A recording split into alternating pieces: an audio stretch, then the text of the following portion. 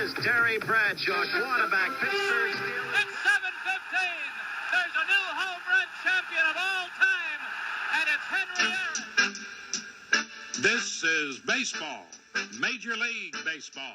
June 16th of 1975, and on the cover of Sports Illustrated, the Ryan Express. Nolan Ryan, one of the most amazing pitchers of all time. Hello, everyone, and welcome to the Past Our Prime podcast. I'm Scott Johnston, joined as always by the two other guys who are even more past our prime than I am, Bill Hoffman and Bill Mahoney and Mark He's Hoffman. and Mark Hoffman. What the hell? Showing my age right there. Yeah, past our prime. That's karma right there. Right? I'm the pastiest of all the primes. Bill is putting his teeth in, and Mark is limping towards the mic with his walker. So, and which one of us is wearing? Oops, I crapped my pants. I think we know. Oh, y'all just did. Now, we've talked a bunch about Nolan Ryan already on the show, but today he is our cover man, front and center.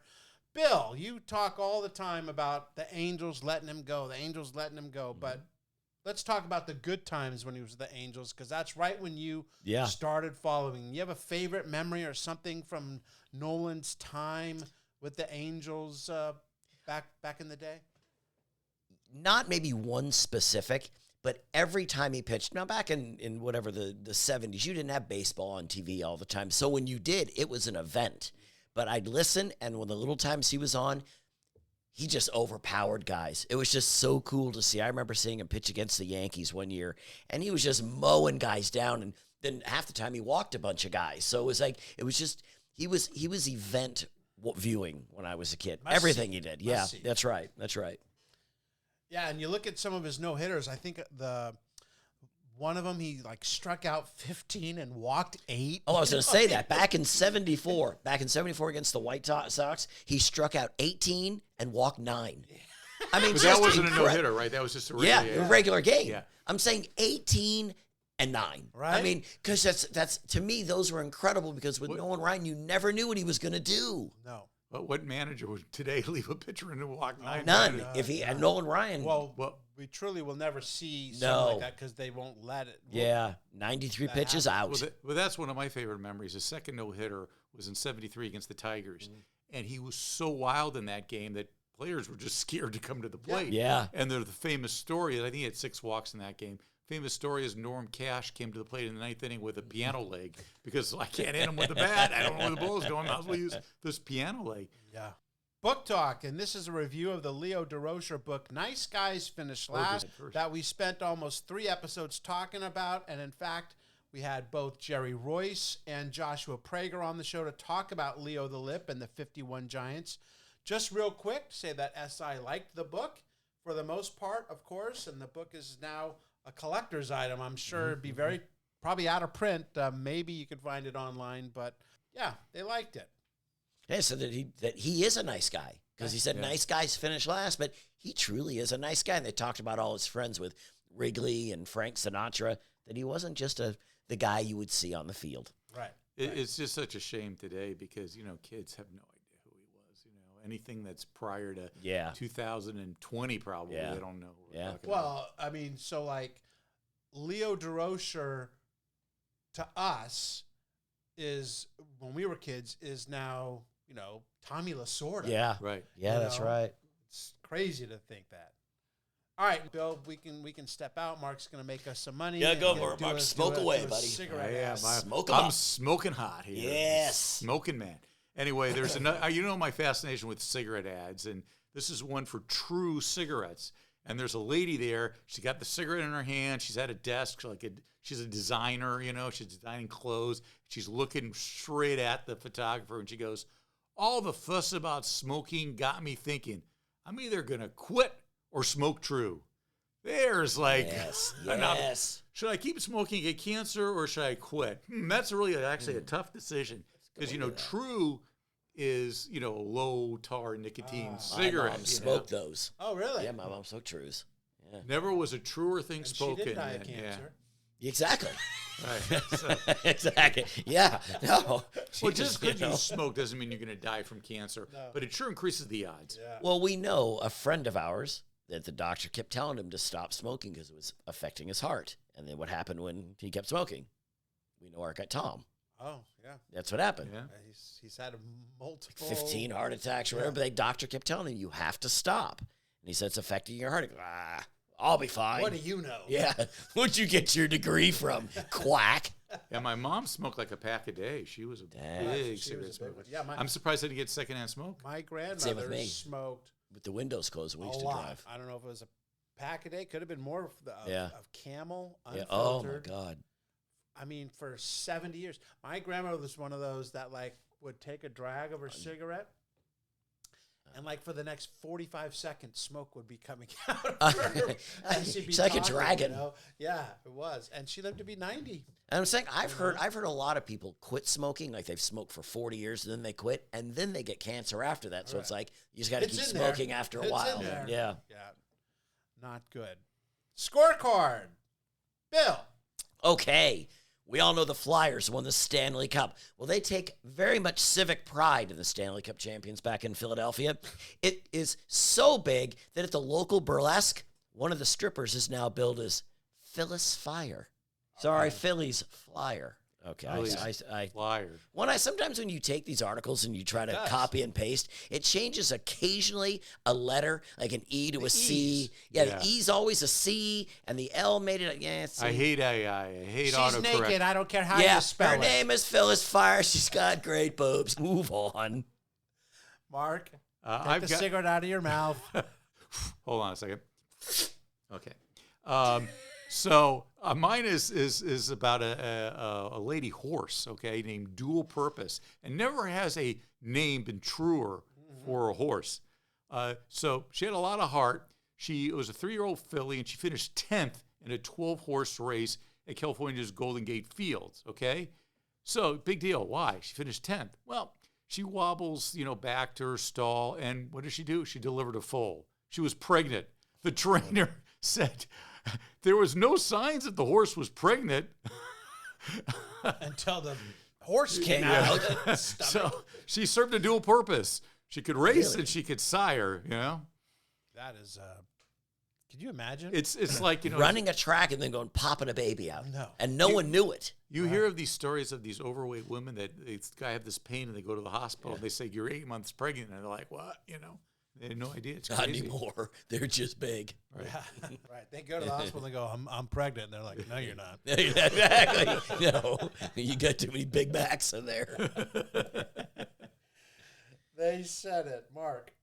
Let's see. I'll go with Al McGuire, the head basketball coach at Marquette, who became a really great color analyst. I loved Al and his sport jackets he wore as plaid. Anyway, he said on producing winners, I want my teams to have my personality: surly, obnoxious, and arrogant. That's what. We'll love that. Yeah. SOA. Billy? Okay, I'm going to get to it, but first, my voice is a little rugged today. I spent 10 hours with kids yesterday. So we threw a big party yesterday. I got a big party going Kegger? yesterday.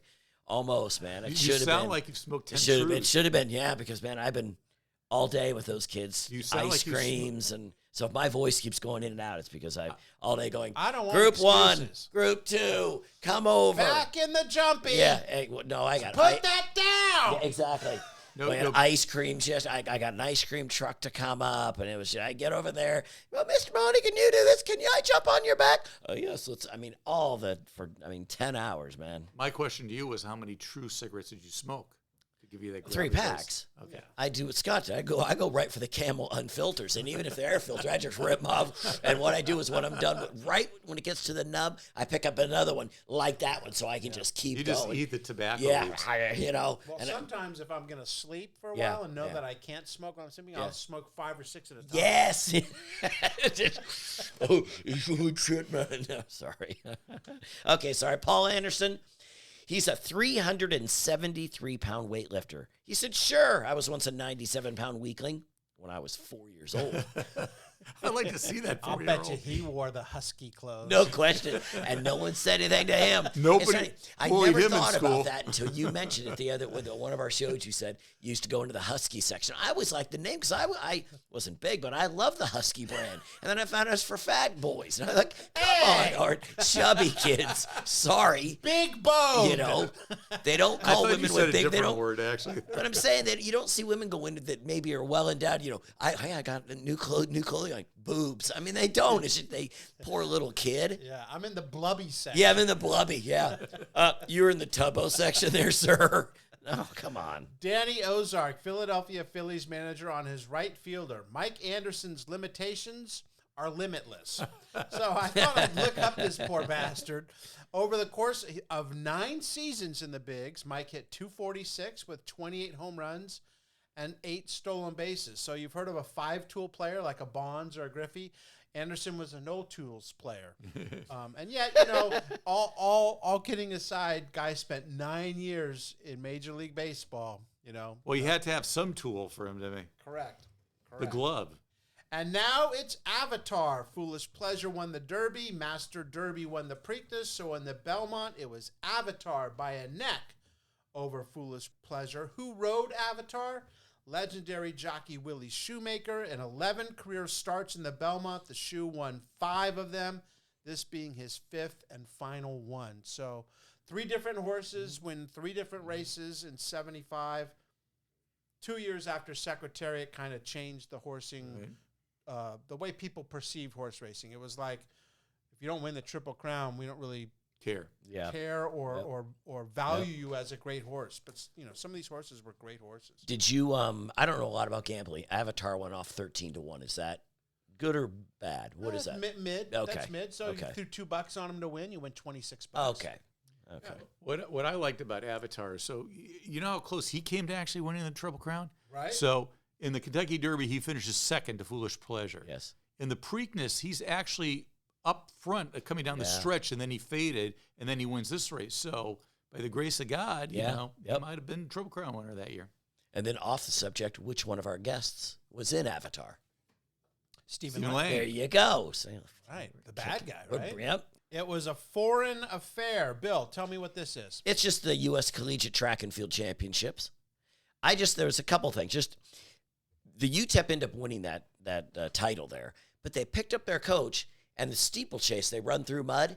They threw their coach in the mud. And I can't think of any other sport, maybe Gatorade on that, but no, you pick up your coach. Can you picture any coach? Let's say there's a little lake next door. Could you picture like the Patriots picking up Bill Belichick? Well, that's funny you mentioned that, because I mentioned that to Phil Villapiano when he was on. The Raiders win the Super Bowl at the Rose Bowl, and afterwards they try to pick up John Madden. Yeah.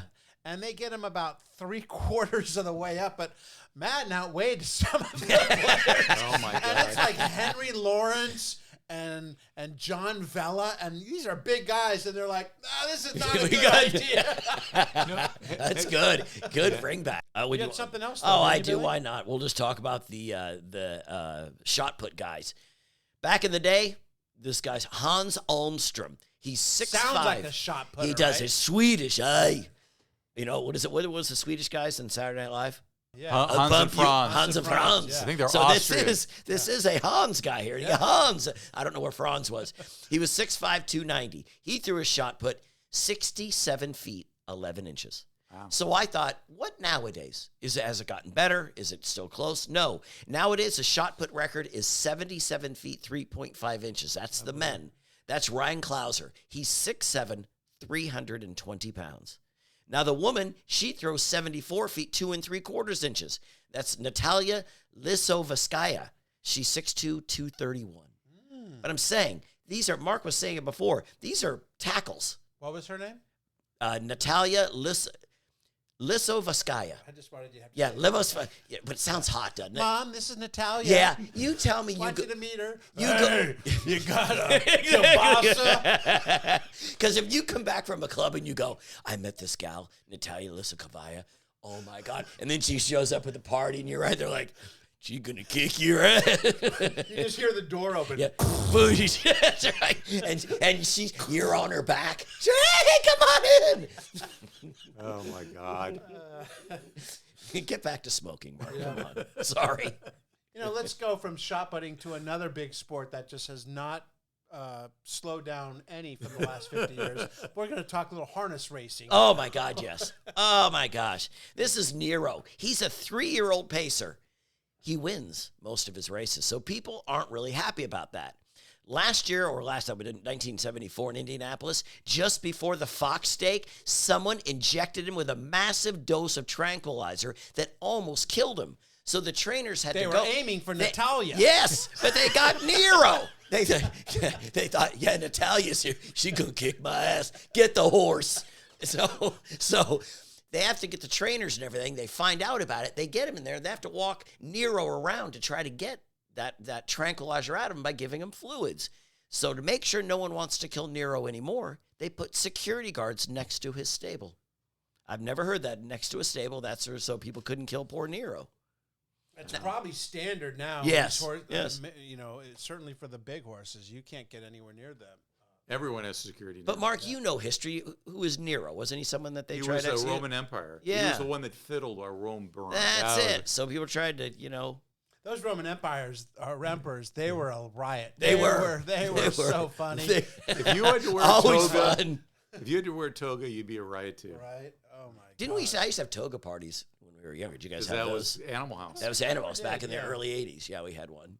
Yeah. Now, if you've seen the movies, what is it, Spartacus, where the wheels touch and they all go off? It's charity racing. Yeah. I guarantee it. If that racing was like that, that'd be huge. If 10 people are going around, they cut them off and the wheels came off and they flew evereverywhere. Right. But Now the problem that is nowadays, harness racing. No one would give a rat's ass if the three of us got Killed. That The horse got injured? they'd be like, Yeah. What are you doing Yeah. to dual purpose? Yeah. Wouldn't that She's be- pregnant, you Yeah. son of a bitch. That's right.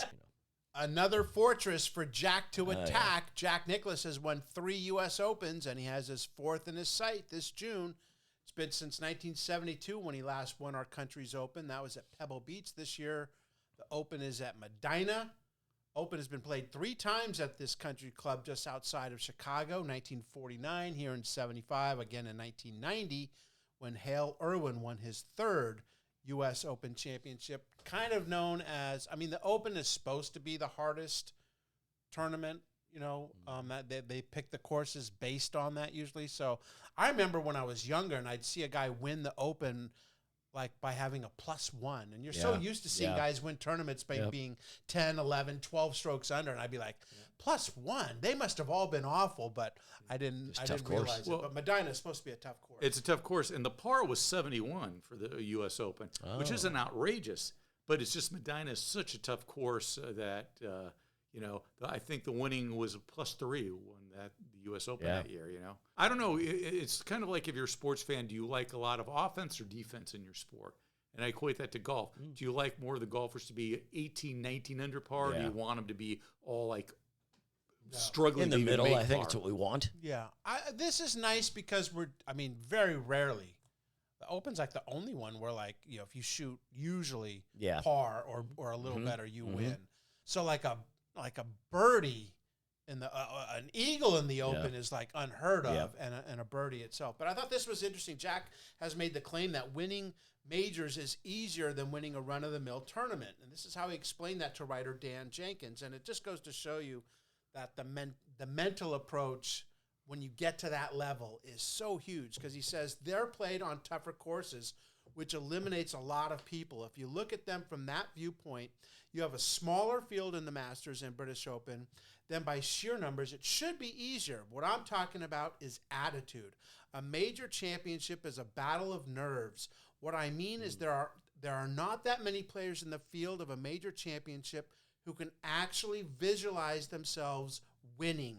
They're defeated from the start. Therefore, those of us who think we can win have fewer people to beat. And that was the case with Tyson. Yeah. That was the case with all the greats. The greats go in there going, I'm going to win. And just the second tier level, there's a little bit of doubt. But that's in every sport. Every sport. Every sport. Guys come out and, they say it's a big moment. They don't have that confidence. Another guy comes out and can just own it. Yeah. Pedro Martinez just knew how to pitch Reggie in the Jackson. postseason. Shilling. They talk about him being Mr. October, and really what it was is that he was just up for the moment. Yep. He just Yep. it didn't get Yep. into his mind. So And then Jack Nicklaus never won at Medina, so I like to think of him as Funky Cold at Medina. yeah, See? yeah. That's your tonal oak, Mark. Come on. Appreciate that. Wow. Two wild thing. That's yeah. Still same tonal oak. At least you got that. I'll give you that. The bringer of the big heat, and nobody ever brought the big heat on a consistent basis like Nolan Ryan Jr. This isn't really an article specifically on Ryan, but on the 50 years or so leading up to Ryan and all the hard throwers that came before him, guys like Walter the Big Train Johnson, Bob Feller, and Sandy Koufax. Billy, you talk often about the Angels letting Nolan walk after the 79 season, but the Mets traded him after the 71 season for an aging Jim Fregosi, and Ryan blossomed in Anaheim, Yes, he did. putting together some of the most amazing seasons and games of all time, regarded widely as the worst trade in Mets history. Yeah. And it's arguably, minus Shohei Ohtani, arguably the worst non-signing by the Angels, because these are two game-changing players. I don't remember in terms of the Angels, like what kind of play they made for Nolan. For Shohei, it feels like they made a play. I don't think Shohei was coming back. I had heard that Shohei gave the Angels the opportunity to match, and they said no. But with Nolan, the Buzzy Bavasi quote: Right. we don't need to re-sign Ryan. All we need to do is sign 2 7 and 6 pitchers. Right, because it And- was 14 and 12. Yeah, right. so but the thing is, you look at Nolan Ryan. He plays 13 years Mets and Angels. He won 167 games. He plays another 14 with Rangers and Astros, wins 157. And what is that? 3 more no-hitters. And obviously the crowds that would have been there for those. So, but yeah, Nolan Ryan, you had said it earlier. He's event watching. When he was on the mound, you knew it used to be for the Angels, Tanana and Ryan and a whole lot of crying. Because there was no one behind him that was really any good. You had a few guys here and there that were decent, but you had really no one there after those two. So, And so he's on the 79 yes. division-winning team. Yes, he got to win one with them. Right? Yes. The Yes We Can team. Yes. Yes, Disco they did. 94. That's right. That's right. It was a good team. And then, you would have thought, man, we're going to take this momentum. yes, because they had a came back good- in 82. They had a good foundation. They came back in 82 and completely screwed up against the Brewers by pitching Luis Castillo instead of Andy Hassler, who had a 1.79 ERA against lefties, but you don't want to do that and, put in Hassler against Cooper. I'm not bitter about it, but, and then they had 86. If let's say he's still there, we know what happened there. I'm saying it's just, and the thing is, a lot of baseball and sports now, as we all know, is about getting people in the seats. Right. Is about having that person. So the thing is, sometimes you might have to overpay a little bit to keep those guys. But the Angels have never been a team through history, minus Mike Trout, that they go out and go, okay, this guy puts people in the seats. And when they have, They don't win. Yeah, they they've can't whiffed. win. Yes. Right. Josh Hamilton, C.J. Wilson. Yeah, it goes on. Rudy.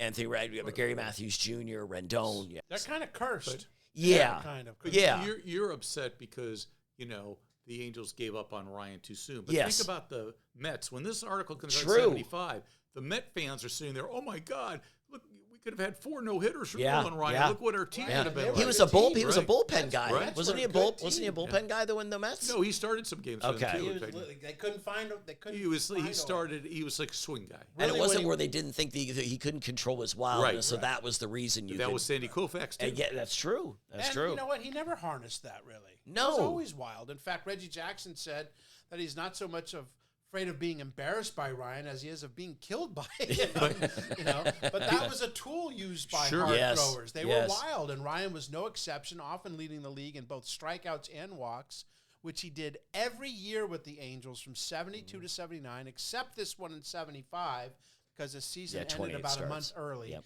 And his last one in an Angels uni when he led the league in just strikeouts. So Was his injury a knee injury?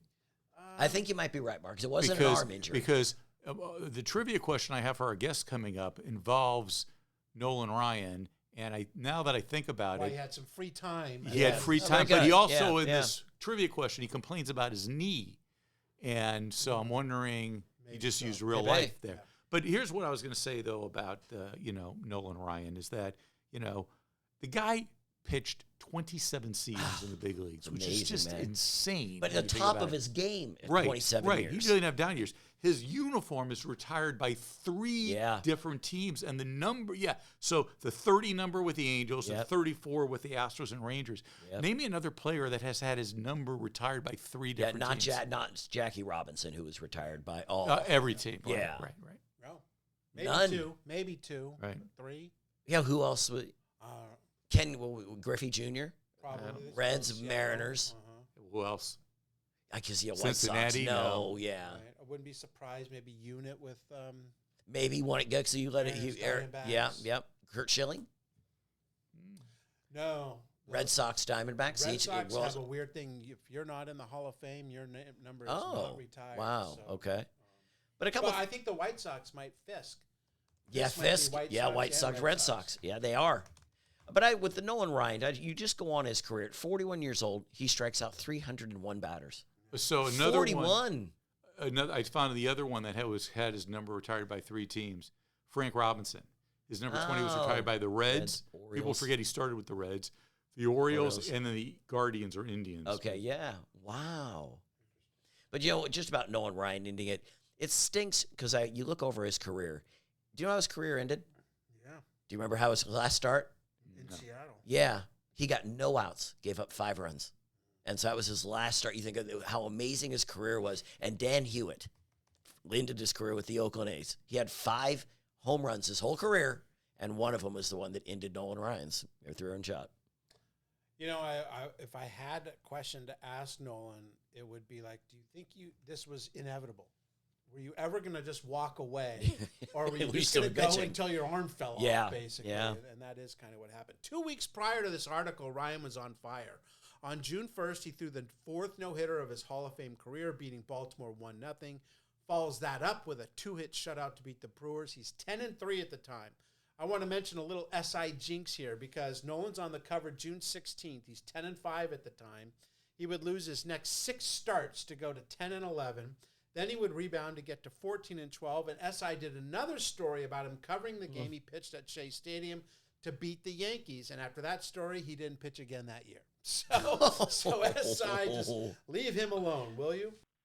Of course, when you are not only a Hall of Fame pitcher, but a legendary one at that, people want to be near you. They want a piece of you. And oftentimes, the only way for that to happen is through memorabilia. Baseball cards. His rookie card I saw for Nolan Ryan valued at just over $500,000. But there is so much more than just baseball cards. Leo Ullman liked 2 things, Nolan Ryan and collecting. And when he paired those 2 interests together, well, he came up with the biggest collection of Nolan Ryan memorabilia in the world. Baseballs, cowboy boots, saddles, Nolan Ryan high school yearbooks, artwork. If it had something to do with Ryan, Leo had it. And that is just a small part of whom Leo Ullman is. He has led a spectacular life. We'll get to that in a bit. But first, the author of the book, Nolan Ryan, the largest and most unique collection of all things Nolan Ryan, the greatest power pitcher of all time. That's a mouthful. I've read shorter books than that title, Leo. Thanks for joining us today. Thank you very much for reaching out and for having me. Leo, tell us how you got interested in collecting things, and then specifically things that were related to Nolan Ryan.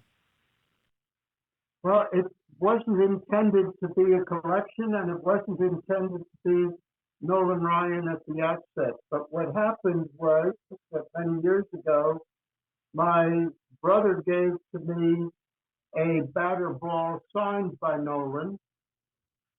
And then shortly after that, I had a son born in Madison, grandson born in Madison, Wisconsin. And while there, I wasn't allowed to visit the hospital, so we went next door to a card show, and I bought 11 Nolan Ryan cards for $1 each, thinking I had a collection, with no idea of what I was getting into. And 29 years later, I was still collecting Nolan Ryan stuff. Not only because he is a phenomenal person with just unbelievable records piled on, but also the process of collecting intrigued me because I had no clue, and I think a lot of people have no clue what all is out there that has Nolan Ryan's name and picture on it. I have 30 chapters in that book that I did at one point, and each chapter is a different category of collectible, and it's just phenomenal what all is out there.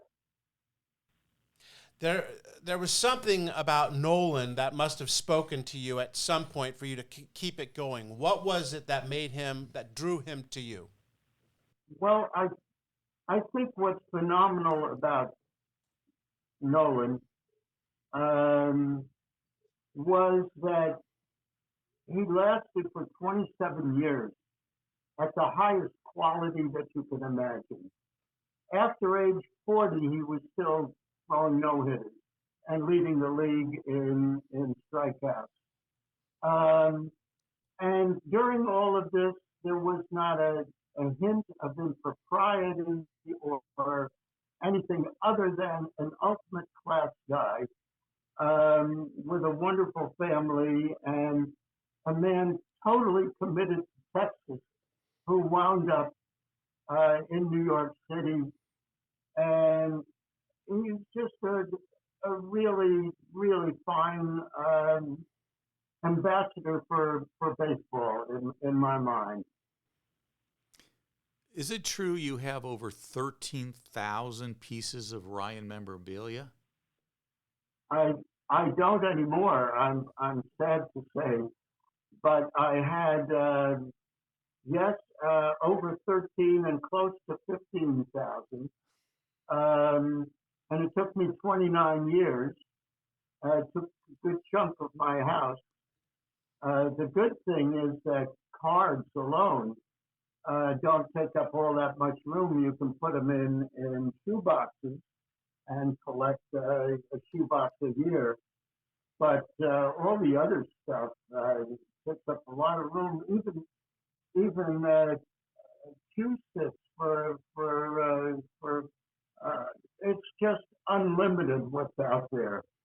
150 different types of food sponsors. You can pick any kind of food and it has Nolan's name on it. In addition to that, his own history in farming and ranching is just phenomenal. It goes on. There are countries out there issuing stamps with Nolan Ryan's picture on them from countries you've never heard of. It's just almost limitless, and it's fun to collect, but it's become merchandise, sadly enough. The process of collecting at the outset was very exciting because you got together with other collectors. You talked about what was out there and what you might have found. And then eBay came along and it really became merchandise. And even now, he last threw a pitch in 93. And there are hundreds of cards still coming out with Nolan Ryan's name and achievements on it. It's just really changed very, very dramatically. But the outset of collecting was utterly thrilling. With all these memorabilia you've had of Ryan, is there one or two that is a favorite, something that's close to your heart? I think the one that may be most special and ultimately most valuable in a way is a rookie card that was printed by an issuer in South America, in Venezuela. And that Venezuelan rookie card, there are only a half a dozen out there that are still there. This one is very good quality, so I like that a lot. I also acquired some cards from progressive issues of cards by Topps, from the Topps vault. and I thought those were very special.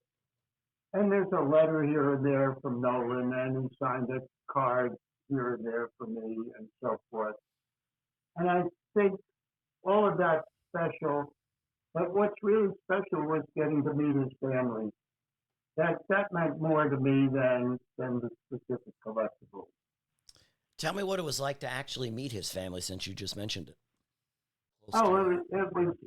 It was great. First of all, he was very approachable. I met him first at one of his golf tournaments. I don't play golf, but I was there to just support this foundation. I think he was modest under the circumstances and approachable, and had wonderful collective memories of his baseball career, far beyond his records. And what was fun to hear him talk about, I mean, these ball players are together 24 hours for 8 months, 24 hours a day for 8 months, and all the stories and the pranks they pulled on one another and so forth. It's very human, and you don't think of them as normal humans much of the time.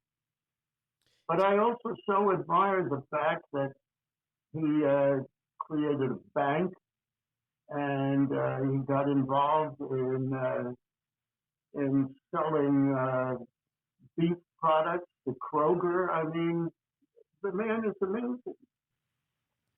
Did he give you anything personally? Because I know you're a collector, you go out and get them, but did he give you anything? No, other than a nice letter saying he appreciated my collection, and a ball and a bat here and there, but nothing extraordinary. No. Other than he gave you a handshake and he gave you his time, which is more valuable than you can put a price tag on. It was, and again, meeting Mrs. Ryan, Ruth Ryan, is a remarkable woman, and everybody loves this woman. She's just wonderful, and you could see how important she was and is to Nolan's successes and achievements. She's the one that kept him playing baseball, basically. So it's 30 years ago when you bought those 11 cards for $1 each. That's 2 years after you said Nolan threw his last pitch in the major leagues. Did you kind of get lucky in a way that you picked Nolan Ryan? I mean, his career was over. A lot of people at that time would be like, "Oh, let's look into Ken Griffey Jr. or someone that was still playing." But you not only pick Ryan, but you pick this, like you mentioned, his character, his work ethic. He was just the exact kind of person that you would have been looking for. That's a fair question, but the assumption isn't right, because it was pure luck. It was purely the fact that my brother was collecting some Nolan Ryan stuff at these sports card shows that were on Long Island. And other than that, it was just luck that it was Nolan. And it turned out to be just wonderful. Were you always a baseball fan when you came to this country? Talk about how that love of baseball and then going into this love of Nolan Ryan, how that all started. Well, my baseball fanship started, I came to America as an 8-year-old kid from Holland and wound up in Fort Washington, New York. I had an aunt, a great aunt, who was married, who grew up in Brooklyn, and she somehow married a great uncle of mine in Switzerland, and they together opened a toy shop in Albany, New York, and she's the one that came down to Long Island to introduce me to baseball. And our first game was in 1948. We went to Ebbets Field. We went to the Dodgers. and it was a year after Jackie Robinson broke the color barrier. We would go to the bleachers in Ebbets Field, which cost a quarter, and it's how she introduced me to baseball. I became a rabid Dodgers fan at the time, and Aunt Grace would take me to Ebbets Field, and we moved around the brace in the bleachers until she had someone to talk to. And I followed up with, after Jackie Robinson, there were just Campanella and lots of other black players who were very beloved in Brooklyn. That was the link. It was the Brooklyn Dodgers at the outset, and then of course ultimately the Mets. So I think I read. So you were crushed when the Dodgers left Brooklyn and went to Los Angeles, and you were. And then fortunately the Mets came, and that saved you from I guess depression. It is sad, isn't it? I got interested in the Mets, and for my 50th birthday, a present to Leo from Leo, I went to a Mets Dream Week, and that was very special. I got to wear that Dream Week uniform again on June 1st of last year, when I got to throw out a first pitch at Citi Field in my Mets uniform, and that was very special to me. I mean, who would have thought that I would have that chance? The ball, I didn't quite reach home plate. You don't get a chance to warm up. So you go out to the mound, you're out there 60, 66 feet from home plate, and you get something in your ear, and suddenly it says, "You may now pitch." And there's 38,000 people there, and I've had the problem of having my son give to me a film of failed first pitches. Thanks. And I should never have seen that. I mean, some of those were awful. And even Nolan, believe it or not, didn't reach home a couple of years ago when he threw out a first pitch. So you're in good company. Yeah. Leo and Nolan. Yes. Well, his one weakness was he was a little wild. He led the in history. He had more wild pitches as well as walks than any other pitcher, in addition to all his strikeouts. Yes. Leo, you just mentioned it. What goes on at a Dream Week other than obviously you get to throw out a pitch? What goes on there? Oh, Dream Week? Yeah, what do you do? It's the week before the players start their spring training. And you play in the actual diamonds that the players play in during spring training, and you mix with former Mets in our case, and you'll sit there with a former catcher, for example, and they will know every pitch that ever took place. And they'll remember that and talk about it while you're sitting in a hot tub. And it's sort of fun. What happens is that, you have to be a certain age and you have to not dream of having any thoughts of making a farm team of the Mets. But you go there and you're supposed to get ready for this by doing some exercises and stuff, and nobody does them. So the first time they try to run the first base, everybody pulls a hamstring. So all week long, everybody's dealing with hamstring pulls. And if a ball is hit to the outfield, they go hobbling after it. And I didn't realize. Sounds like a dream week for a physical therapist. Yes. They just sit on the side. Exactly. you do get the benefit of their training room. People will help you with any injury you have while you're there at Dream Week. And on the last day, you play against the former Mets. They don't want to lose. So Kuzman will come in my case, and throw a curveball, and you think you're going to die. I mean, you've never seen anything like that. Whereas during Dream Week, with the Dream Week pitchers, the strike zone is so enormous. I mean, these reps want to get out of there, and the former Mets wind up finishing most of the games. It's a lot of fun, actually, and I've stayed close to my Mets Dream Week roommates for these past 35 years or so. Nice.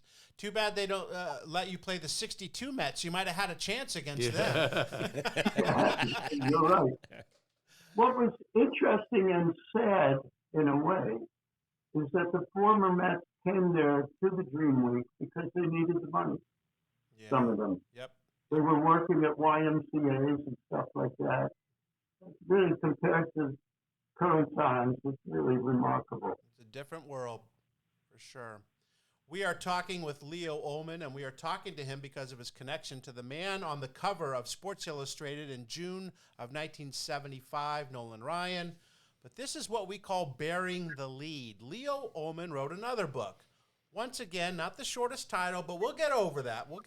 It's called 796 Days, Hiding as a Child in Occupied Amsterdam During World War II and Then Coming to America. That's right, Leo Ullman is a Holocaust survivor, and much like Anne Frank, he had a family that hid him. His parents were hidden in another place, both in Amsterdam, so for a while, Leo was raised by people he had never met. Leo, how old are you when this takes place, and what was it like to live in Nazi-occupied Netherlands in the early 40s? Well, I appreciate the question very much, and you're recognizing that part of my life. I was only 3 years old when my parents made the decision, which saved my life and their lives, that the only way they could survive would be to go into hiding. And through the Dutch resistance, I was placed with ultimately with a retired policeman and his wife, who didn't know who I was or where I came from. They just knew I was a Jewish kid. They made the ultimate risk of taking care of me. They would have been executed immediately if they had been discovered to hide a Jewish kid.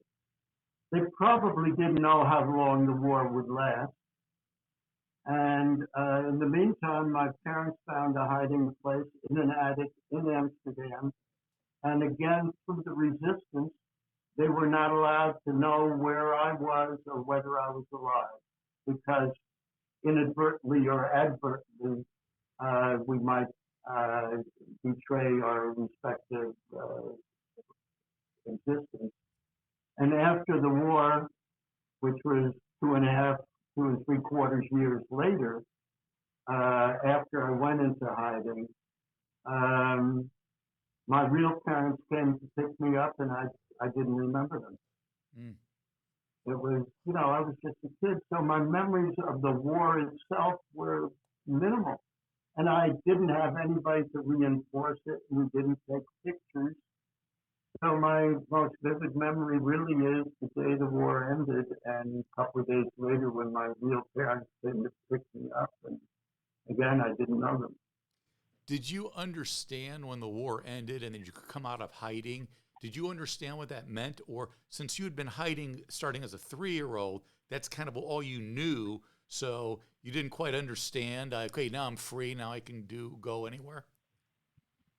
I didn't know a war was going on, and we ate sugar beets and tulip bulbs, and as far as I knew, that's the way we lived, and we couldn't have meat.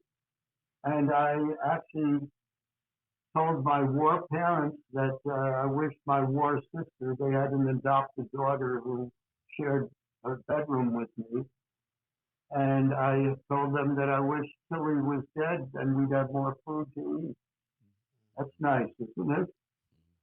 So my background, both my parents were born in Germany and had to escape the Nazis, and my uncle was on the St. Louis, the Voyage of the Dam, that had just left Holland. So I have a lot of separation. My two grandfathers were born in 1874 and 1879, so there's a lot of separation there. So they had to come, like my mom had to come to this country, and they had to actually stay in Cuba for 3 months before they could even get in. So there's a lot of history, and I don't think people today understand what Jewish people had to go through at that point in time. So when you finally are released and you're finally a free person, what was the process to how you came to the States, how you left Europe, and then as you grew older, did you understand the Jewish identity and what had happened to you when you were a kid? Well, for me, I didn't let that experience define me in any way. We came here. I tried to be as normal as possible. I learned English pretty quickly through my parents. I was ultimately sent for the last 2 years of high school to Phillips Academy at Andover because I was misbehaving in the public schools. And that's the best thing that ever happened to me by far.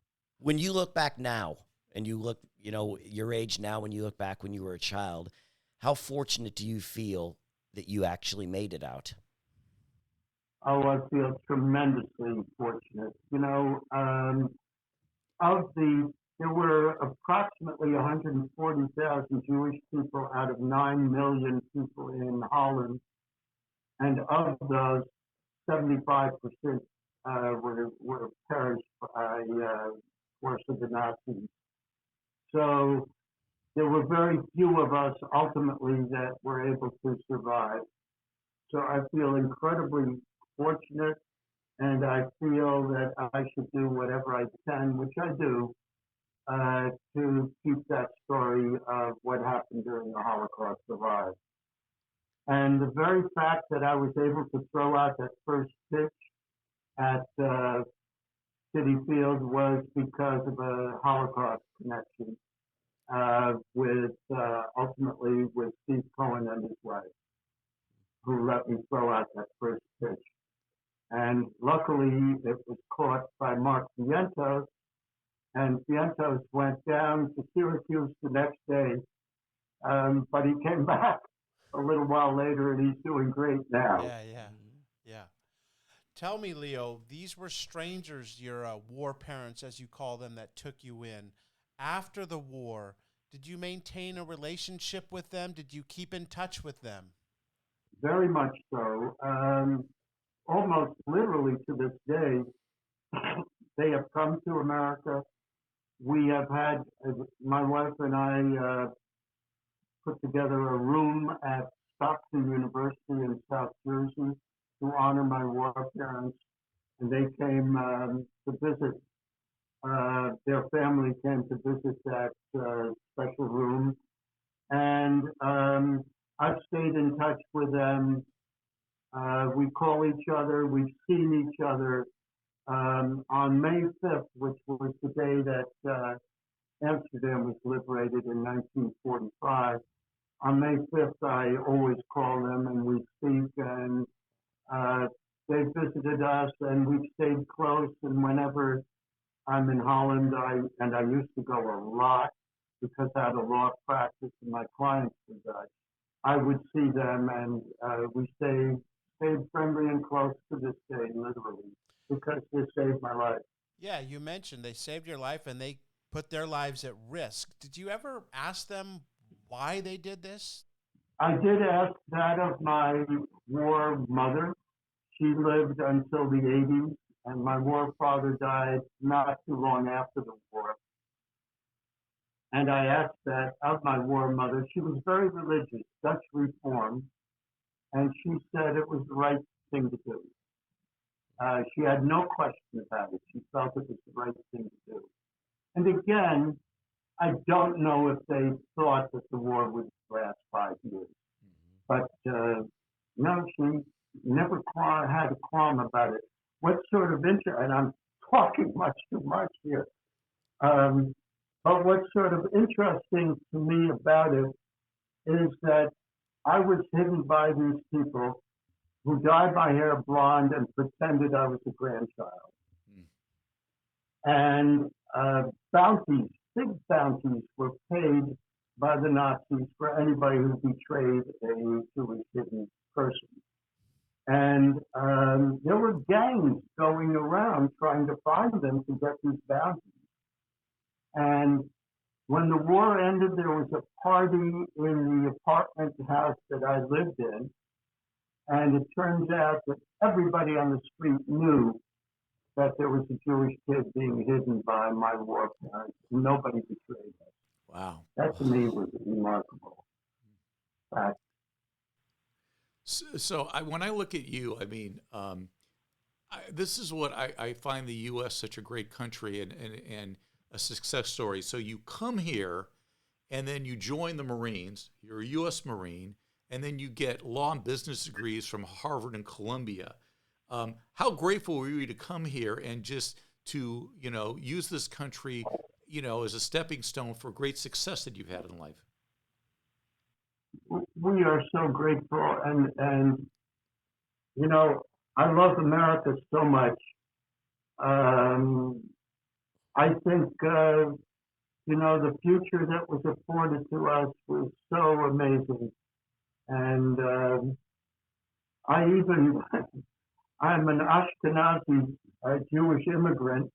I married a woman whose family came on the Mayflower, so from Georgia, no less. And we've been married now more than 65 years. So who knows? I have been so lucky, so fortunate. We grew up in a country reading the diary of Anne Frank. You are the chairman of the Anne Frank Center. Your story, thankfully, has a much better ending than Anne and her family did. You just said how lucky and how grateful you feel to be in America, but the recent events here in this country towards Jewish people, how has that upset you since October 7th, 2023? It's hard for me to say, and I just hate what's happening currently. I think there has always been anti-Semitism, and I know at Harvard and Columbia while I was there, I was never subjected to it. I was never subjected to it in high school, in our lives in Fort Washington. So it's very, very hard for me to understand what has happened since October 7th. My feeling that's so important is that the anti-Semitism that exists is not fueled by the government. And that's the difference with the Holocaust. For the Nazis in Germany, from the moment they were born, they were taught to hate the Jews. And that's the difference here. It's individual, it's private, and the way we have to deal with it is the very story of Anne Frank, really, that there is hope for people, and she believed it so much. And I have helped sponsor an Anne Frank exhibit in New York, which just opened in January. It's an exact replica of the Anne Frank house in Amsterdam, except it's all on one floor and you don't have to climb the stairs. And the only difference is that the door frames are 1 inch larger than the ones in Holland because that's New York code. But tens of thousands of students have already been signed up and going to see this exhibit. And the education and the story of Anne Frank are so important for that. And if we can reach out to kids with that story, I think it's very, very important. I think one of the problems, Leo, that we have is we have let them make it sound like it's a Jewish problem, and it's not a Jewish problem. I'm not Jewish. It's a good versus evil problem, and if we don't stand up for good, well, then the next thing you know, your parents are forced to hide in an attic. We've seen where that goes. So, your optimism really makes me happy to see, because it's a down time right now in this country that obviously you loved. You put it in the title of your book. It's not just 796 days of hiding. It's and then coming to America. So this country means a lot to you. Oh, absolutely, absolutely. When we came to America, we came on a boat, and it was a dreary, drizzling kind of day, and my mother saw the Statue of Liberty for the first time, and the tears were streaming down her face, and she said, "We beat Hitler," and that's the feeling that we got when we came to America. Wow. Your story is just so incredible. To lighten it up a little bit, we do a segment here on the show called 50-50. It's a trivia segment. I'm going to give you a trivia question, and you got a 50% chance of getting it right or wrong, true or false. And we're going to do it around Nolan Ryan, okay? So, Okay. true or false? In the 1975, the year this issue came out, Nolan Ryan appeared on a daytime soap opera, acting. I'm going to say false, but it's so absurd, it's probably true, but I'm going to say false. It is true. And here's the funny part. The name of the soap opera? Ryan's Hope. Sort of adds the name of the soap opera. That's great. That is really funny. And he appeared in 3 episodes. And this is like, it aired in September 75. So I don't know how he got the time off from the Angels. But there's actually a publicity stunt. He was hurt then. So he's got his Angel outfit on. And he's like reading a script that says Ryan's Hope. But he appeared in 3 episodes, and he's wearing an Angels jacket like the whole time, you know. He's like, hurt his knees. That's hilarious. Yeah, so a greatest pitcher he was, Ryan, not so great an actor. So you need to get that script, Leo. Yes. That script needs to go in the collection. So if you want to see some really bad acting, go on YouTube and look up Nolan Ryan, Ryan's Hope. And it was a soap opera that was on for like 14 years. Yeah. Long time. That's hilarious. Yeah. Thank you for that. Leo, we started talking about your collection to start off with, and at some point you said that your collection was up to 15,000, but you said that you had the collection. It's no longer in your possession. Tell us the story of where your collection is now. Okay, the collection is now at Stockton University, but for 24 items that I kept, which were especially meaningful to me. Why Stockton? Only because I have been very active with the Holocaust Resource Center at Stockton for decades. And the president of Stockton University came to my home, and he looked at the collection, and he said he had to have that. So I arranged ultimately to donate the whole collection to Stockton University of all places. And I got a good tax deduction. And we have a couple of rooms empty in our home now that used to be devoted to Nolan Ryan. And, you know, I started thinking of Mark Vientos catching my ball, and I looked at his rookie cards and so forth. And then I decided, no, I'm not going to start that again. I think that was a wise decision. Leo Ullman, what a ride you took us on. Thank you so much for spending some time with us today on the Past Our Prime podcast. It was truly an honor to speak with you. Yes, thank you so Thank much. you Leo. very, very much for having me, and thanks for your questions, and thanks for the information on Nolan Ryan's acting career. You'll get I a kick out of appreciate it. you all very, very much, and I have great admiration for what I've seen of your product. So thank you for what you're doing for sports and people generally. Oh, that's Thank you. Thank you. very kind of you. Thank you. Leo Ullman, everybody. Thank you, Leo. The book is 796 Days Hiding as a Child in Occupied Amsterdam During World War II and Then Coming to America. And, of course, his other one, Nolan Ryan, the largest and most unique collection of all things Nolan Ryan, the greatest power pitcher of all time. So thank you, Leo. And, look, this isn't going to be easy. We went from baseball to the Holocaust, so now we'll transition back to baseball and the dark side of the moon. Oakland traded John Blue Moon Odom to Cleveland last week. Odom told the Indians he wanted $8,000 from them because he was more than likely going to lose that money by not being with the A's during the postseason. Cleveland was like, yeah, good luck with that. Yeah. So they're kind of negotiating on the back. They have him going pitch. He throws a 2-hit shutout, and Cleveland says, "We're not budging on the money." And he goes, "Well, then I'm not, staying." And they go, "Okay." And they sent him to Atlanta. He pitched one game for Cleveland, a 2-hit shutout, and they sent him packing. So that's baseball back in the day when $8,000. But a 2-hit shutout, you think they would have given him the Right. 8,000? Right. Like, hey, dude, you're that good. You know what always confused me with the A's? They had Blue Moon Odom and they had Vita Blue. It's just, Yeah, why were their colors green and yellow?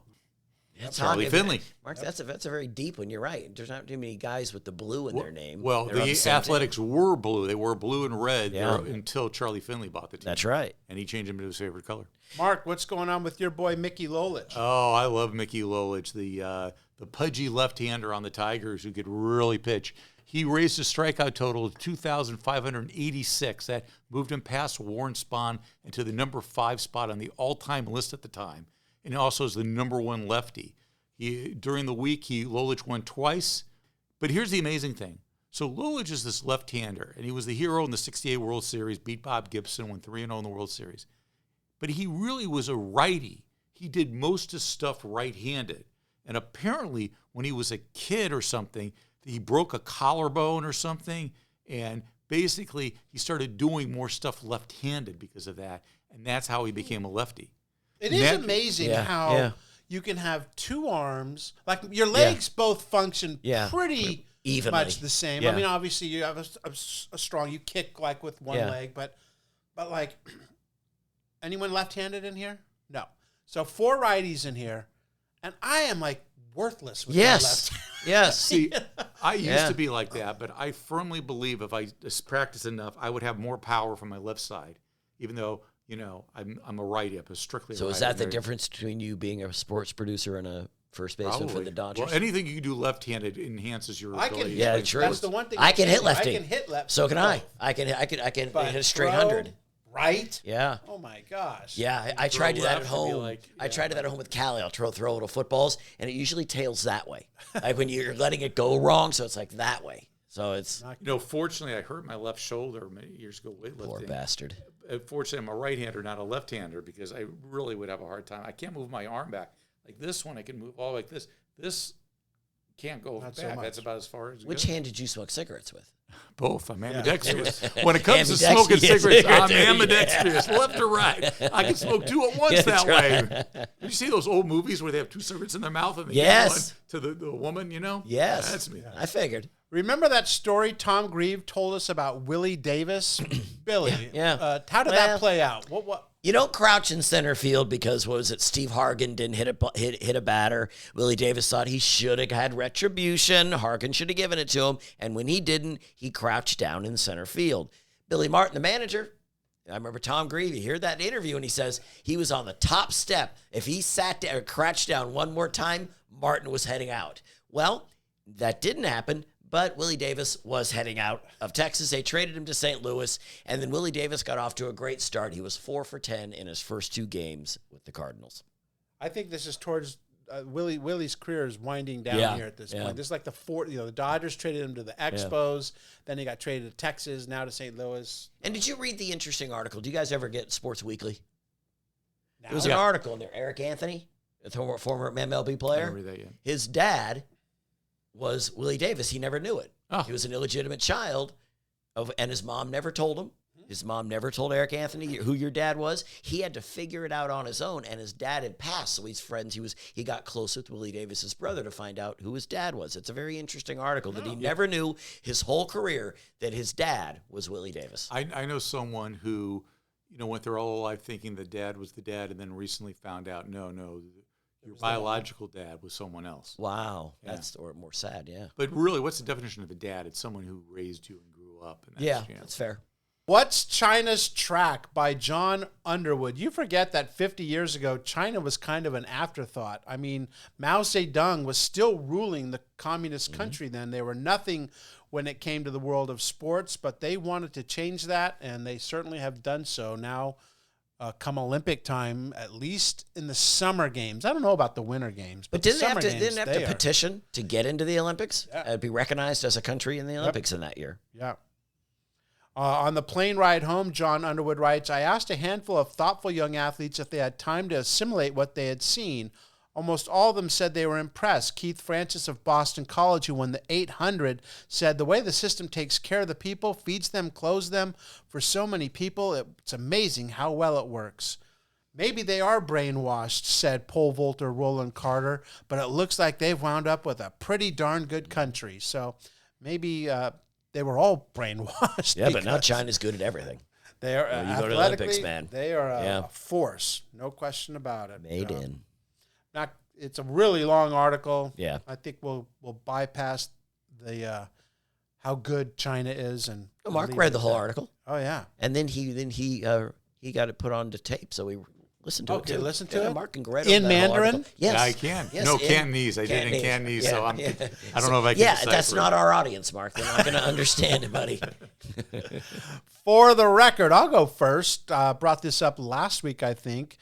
NBA Commissioner Lawrence O'Brien, the New York Knicks contract with George McGinnis has been disapproved on grounds that the draft rights to the rangy forward still belong to the 76ers. Not only has it been disapproved, but O'Brien ordered that the Knicks forfeit their 1976 first-round draft picks. So they tried to illegally sign McGinnis away from the ABA, and it backfired on them. Paid the price. Yep. Next week, Pele is on the cover of Sports Illustrated, Mark, and he's in the news. He is, because they've just signed the superstar, the New York Cosmo of the NASL signed him. Get ready for this unbelievable contract. 3 years, $4.7 million. Oh, come on. Whoa. That's way too much. How can you pay a guy like over $1.5 million a year, man? They're crazy. But Pele did change the face of soccer in this country. I mean, the attention that soccer got when he joined the Cosmos was... I mean, I'm 7 years old. I think I speak for a lot of kids my age. He was the only soccer player any of us knew. That's right. That was it. For, around that time for a while. Everybody knew Pele. It's the name. He was charismatic. It was the bicycle kick. Yep. Faces in the crowd, Billy. Okay, Ted Harris. He won a Stanley Cup with the Philadelphia Flyers.